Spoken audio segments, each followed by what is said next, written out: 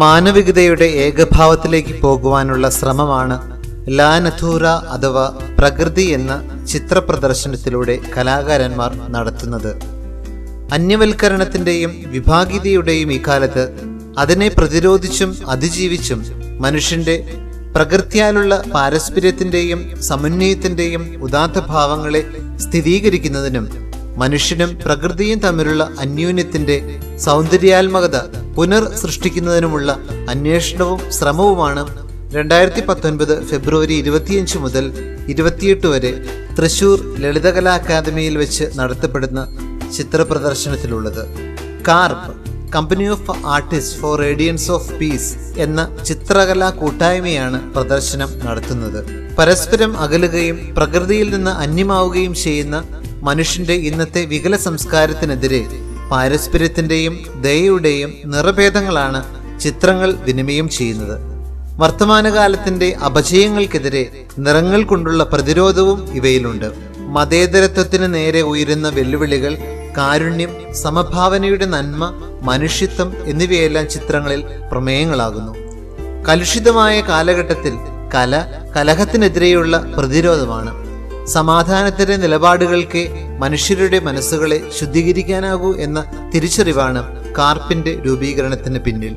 ചിത്രകാരന്മാരായ doctor KM George, father Abi Edassery, father Roy M Thottam SJ, sister Sandra Sonia, father Sunil Jose, father Jose Joyson, Athulya Priya, father James Mon, father Shaiju Mathew എന്നിവരുടെ ചിത്രങ്ങളാണ് ലാ നഥൂറ പ്രദർശനത്തിനുള്ളത്. Joseph Joyson പ്രകൃതിയുമൊത്തുള്ള സഹവാസവും സ്വാഭാവികവും നിരന്തര സംവേദനത്തിന്റെ സ്ഥിരം വേദിയുമാണെന്നുള്ള അനുഭവമാണ് തന്റെ ചിത്രങ്ങളിലൂടെ ആവിഷ്കരിക്കാൻ ശ്രമിക്കുന്നത്.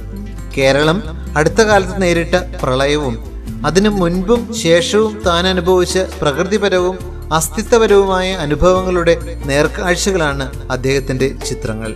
സിസ്റ്റർ സാന്ദ്ര സോണിയ സമകാലിക ജീവിത ദർശനങ്ങളെ തന്റെ ചിത്രങ്ങൾക്ക് വിഷയമാക്കുന്നു. ജീവിതത്തിലും പ്രകൃതിയിലും മനുഷ്യർ പുലർത്തേണ്ട കരുണയുടെയും നന്മയുടെയും പക്ഷത്താണ് സാന്ദ്ര സോണിയുടെ ചിത്രങ്ങൾ നിലകൊള്ളുന്നത്. ദ ബ്രീത്ത് എന്ന ചിത്രം പ്രകൃതിയും മനുഷ്യനും വില കൽപ്പിക്കാത്ത വർത്തമാനകാലത്തെ തൻ്റെതായ ശൈലിയിൽ പരിഹസിക്കുന്നു. ദ സിനർജി എന്ന ചിത്രത്തിലൂടെ എബി എടശ്ശേരി ഉറുമ്പുകളുടെ ജീവിതത്തിൽ നിന്നുള്ള പ്രകൃതി പാഠങ്ങളാണ് പങ്കുവെക്കുന്നത്. കേരളം ശക്തമായ സാമൂഹിക പാരസ്പര്യം അനുഭവിച്ച നാളുകളായിരുന്നു പ്രളയകാലം. പ്രകൃതിയിലെ പാഷനേറ്റ് പ്രൊഫഷണൽസ് ആയ ഉറുമ്പുകളുടെ പാരസ്പര്യ പാഠങ്ങളെ മനുഷ്യന്റെ അവബോധ നിർമ്മിതിയുടെ മാതൃകയാക്കി കാണിക്കുകയാണ് എബിയുടെ ചിത്രങ്ങൾ. ലാബറിന്ത് എന്ന വിഷയത്തെ അടിസ്ഥാനമാക്കി ഒരുക്കിയിട്ടുള്ള ചിത്രങ്ങളിലൂടെ ജെയിംസ് മോൻ മനുഷ്യനും പ്രകൃതിയും ഒത്തുചേർന്ന ഉള്ളിലേക്കും പുറത്തേക്കുമുള്ള ഒരു ആത്മീയ യാത്രയാണ് ചിത്രീകരിക്കുന്നത്.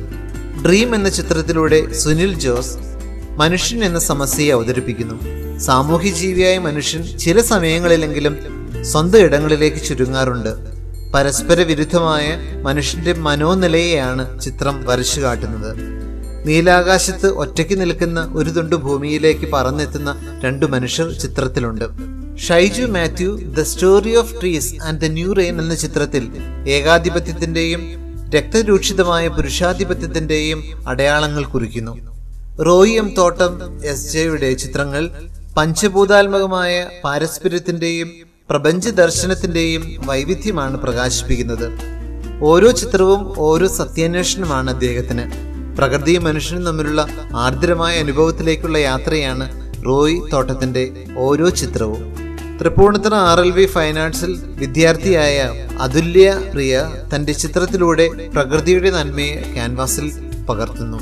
പ്രഭാഷകനും അധ്യാപകനും തത്വശാസ്ത്രകാരനും ചിത്രകാരനുമായ ബഹുമാനപ്പെട്ട KM ജോർജിന്റെ ചിത്രങ്ങളുടെ പൊതുപ്രമേയം മനുഷ്യാസ്തിത്വത്തിന്റെ വിഹല്ലതകളും അവയിൽ നിന്നുള്ള മോചനപാതകളുമാണ്.